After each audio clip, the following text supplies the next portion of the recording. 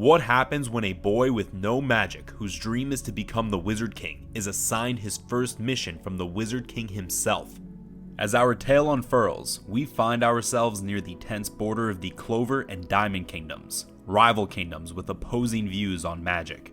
Here, an unexplored dungeon surfaces, its entrance ominous and uninviting. Wizard King Julius, the strategic leader of the Clover Kingdom's Magic Knights, who loves magic a little too much, assigns this daring venture of exploring and uncovering the dungeon's secrets to a select magic knight, and his choice lands on none other than our tenacious Black Bull, Asta. Unbeknownst to Asta, Julius also assigned the mission to another magic knight from a different squad, who also wishes to become the Wizard King. Back at the lively hub of the Black Bull's headquarters, Asta is informed of his new assignment from the Wizard King. Yami, the intimidating yet considerate captain, decides that Noelle and Luck Voltia will accompany Asta, along with the newly named stalker Antibird, Nero. Noelle, the inexperienced royal who can't control magic for is sent for gaining hands-on experience, and Luck, the Black Bull's member known for his manic cheerfulness and hunger for powerful adversaries, leaps at the opportunity. With Nero comfortably settled atop Asta's head, our trio embarks on their mission. Entering the dungeon, they find it a disorienting labyrinth, its corridors winding nonsensically. Fear gnaws at Noelle, causing her to cling to Asta for comfort. The dungeon itself is a pulsating entity, brimming with mana and laced with magical traps. Asta carves a path through the traps with his anti-magic, shielding the panicking Noelle. Luck's keen senses detect the presence of others within the dungeon. His eyes gleaming with anticipation, he rushes towards the strongest mana signature, hoping to engage in a powerful duel.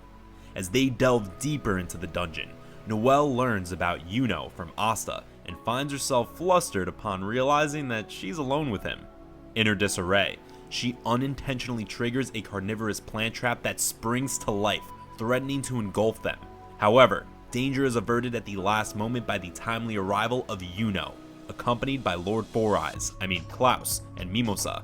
As it turns out, they were the other squad assigned the quest to explore the dungeon by the Wizard King. Classic Julius. Yet, what enemies lie within the dungeon awaiting our heroes? Flashback to Vengeance, leader of the Golden Dawn, who asserts that the mission is a critical necessity for Yuno to grow.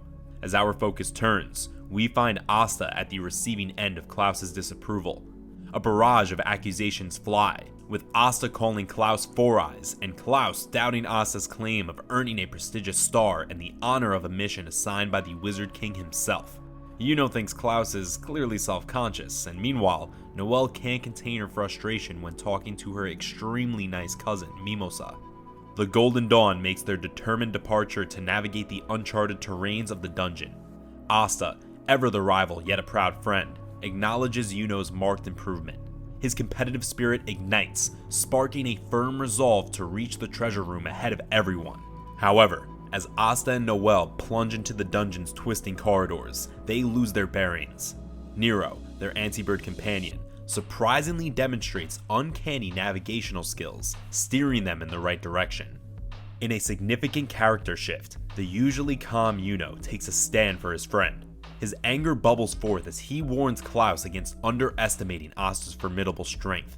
In the backdrop, the Wizard King learns of the sudden intrusion in the dungeon by mages from the rival Diamond Kingdom, yet he's more interested in the kind of magic they wield.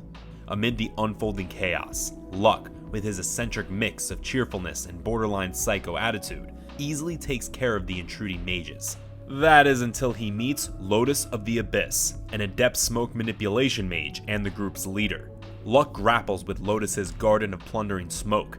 A little dramatic of a name, but undeterred, Luck manages to land a blow, marking Lotus's face with a scratch. As the struggle escalates, Luck's manic energy becomes more pronounced, echoing through the dungeon walls. And in a surprising revelation, Lotus recounts a fierce duel from his past with Captain Yami that left him with a glaring scar across his chest. Taking advantage of the moment, Lotus releases a cloud of poisonous gas, causing Luck to lose control of his body. Simultaneously, the Golden Dawn squad, undeterred by the emerging challenges, reaches the grand doors to the treasure room. However, they are met with a setback as Mimosa suffers an injury inflicted by a crystal manipulating mage from the Diamond Kingdom. Yet, the tides are far from set. Luck, far from admitting defeat, descends further into madness. His powerful lightning magic amplifies, hurling him back into the battle with renewed, terrifying energy. Yet, what caused this surge of sudden strength and luck, and how will the two teams turn the tides of their battles? The scene then cuts to a grinning Luck in his youth, a constant smile that unnerved others and was cause for his abuse. His world changes when his latent lightning magic surfaces, triumphing over a noble. With this victory, Luck wins his mother's love, a transformation that manifests in a solemn promise, the promise to keep winning at all costs. In another flashback, Asta confirms to Yuno that they are family, along with the friends that they have made and the friends that they are going to make. With time turning back to the present, the grin on Luck's face masks his determined spirit as he charges again at Lotus, but he gets ensnared in a smoke cage. Meanwhile, Mars, the lethal crystal mage who injured Mimosa, has Klaus on the brink of death. As the situation becomes desperate, Asta and Yuno burst onto the scene, saving Luck and Klaus respectively. The resolve in their eyes is evident. They are there to safeguard their new friends. An emotionally charged Luck reminisces about his mother's funeral, where he smiled all throughout his grief and swore to fight alone to continue winning his mother's love. Asta firmly refutes this notion, asserting that Luck is no longer alone. He now has friends standing by his side. This epiphany dawns on Luck as he realizes he's found comradeship in his squad. In a surprising twist, Luck discerns Lotus's ability to sense magic within his smoke and formulates a plan. Utilizing Asta's unique lack of magic, they pull off a successful surprise attack. Luck blasts lightning at Lotus while Noel uses Asta as basically a baseball and hits him towards Lotus. Lotus is not able to sense Asta since he has no magic, and our hero incapacitates him. Yuno then showcases his magical prowess, casting 2 spells at once to overwhelm Mars. Mars, however, rises against the odds, surviving Yuno's spell onslaught. With a defiant roar, he summons an enormous crystal sword for his defense, and Yuno is absolutely exhausted. With the Golden Dawn squad in shambles, who will come to their rescue, or will Mars end their story? Lotus, summoning Hustling Lazy Car, are you kidding me with these names? Makes his hasty retreat from the Black Bulls. Suddenly, Klaus spots Mars with crystals embedded in his skin. This gruesome sight triggers memories of the Diamond Kingdom's ruthless attempt to produce mightier mages with inhumane experiments and duels to the death. Think Nazis. Mars, with his unique 2-color grimoire, stands as a chilling testament to these horrific trials. Meanwhile, Yuno, drawing strength from fond memories of Asta's unwavering determination, stands firm, refusing to yield to his impending doom. Just as the curtain of death is about to fall on Yuno, Asta makes it in the nick of time, slicing Mars' colossal sword clean in half with a resonating clash. Luck saves Klaus by shattering Mars' crystal warriors into shards, while Noelle, with her water magic, envelopes Mimosa in a protective shield, keeping her safe while her injuries heal. Klaus, steeped in disbelief, grapples with the reality that it was the Black Bull mages who came to the Golden Dawn's rescue. With his anti-magic and absurd strength, Asta powers through Mars' onslaught. Amidst the tension, Klaus whines, stating that Asta got lucky by receiving anti-magic. Yet Noelle scolds him and tells Klaus to watch her fellow squad member and then tell her if it's just luck. Asta, in his unique, over-enthusiastic way, outstrips any noble. However, the battle takes a nasty turn as Asta is crushed between massive crystal shards, sustaining severe injuries. As if to add insult to injury, Mars re-emerges, cloaked in intimidating crystal armor. To Mars' disbelief, Asta rises and declares he will become the Wizard King, even with no magic.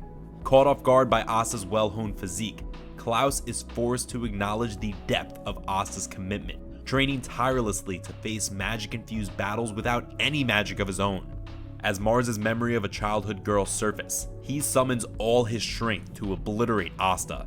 But Asta stands tall. With a mighty heave, he shatters Mars' armor into glittering shards, knocking the battle-hardened mage unconscious. As the dust settles, Yuno smiles at his rival's unwavering determination all throughout their childhood, leading up to this moment. With their enemy defeated, he is defeated, right? What rewards await in the treasure vault? The curtain rises with Mars firmly restrained by magic, as Asta offers Lord Four Eyes some of his lettuce and tells the Magic Knight to stop being so pissy. But amidst the aftermath of the battle, Noelle finds herself blushing as she catches sight of a half-naked Asta, his clothes shredded from the brutal encounter. Upon entering the treasure room, our heroes are greeted by an array of magic artifacts. A particular scroll catches Yuno's eye. As he picks it up, it reacts to his grimoire and promptly disappears, leaving Yuno mystified. Meanwhile, Nero is desperately trying to direct Asta's attention towards a golden seal on the wall, but to no avail. While sifting through the treasure, Klaus stumbles upon a startling revelation. Mars's grimoire is not a single entity, but two, artfully stitched together. The grimoire suddenly flies out of his hands and returns to its rightful owner, Mars, who is revealed to have the rare ability to wield two types of magic. Haunted memories surface in Mars's mind. The girl from his childhood, a fellow test subject and friend, was someone he was tragically forced to kill in a heart-wrenching duel. Chaos ensues as Mars attacks. He traps the Magic Knights, Noelle is injured, and Asta is catapulted by Mars through the golden seal into another room. Standing tall, Mars declares his creed that only the strong should survive. Meanwhile, Asta wakes to find Nero perched on a second black sword. He grabs it, defending Mimosa and Noelle from Mars with the newfound weapon that is nimbler and faster due to its smaller size. Our church orphan charges at Mars but is pressed back. A spark of encouragement from Noelle, who tells him he is the first peasant she has ever acknowledged, leads the sword to absorb her magic, allowing Asta to conjure a water spell. Caught off guard, Mars is blasted backwards by the unexpected attack, but the victory is short-lived as Asta realizes he was impaled by a crystal and collapses. On the brink of death, how will the Magic Knights band together to save their dying friend? The scene shifts into Mars's past, unveiling a heartbreaking relationship with a girl named Fauna. They harbored dreams of exploring the world together until a forced duel ended Fauna's life by Mars's accidental hand. Her grimoire was merged with Mars's, endowing him with a unique combination of fire and crystal magic. In the present, Mars focuses his lethal intent on Asta and Mimosa. Seeing his friends in danger, Yuno, driven by desperation, casts an unfamiliar spell from his grimoire, causing time itself to freeze.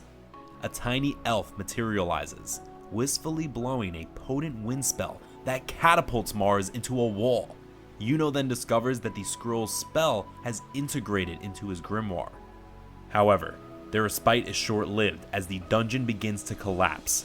The Black Bulls and the Golden Dawn work together to navigate their way out of the destruction, determined to save the one who saved their lives countless times, Asta.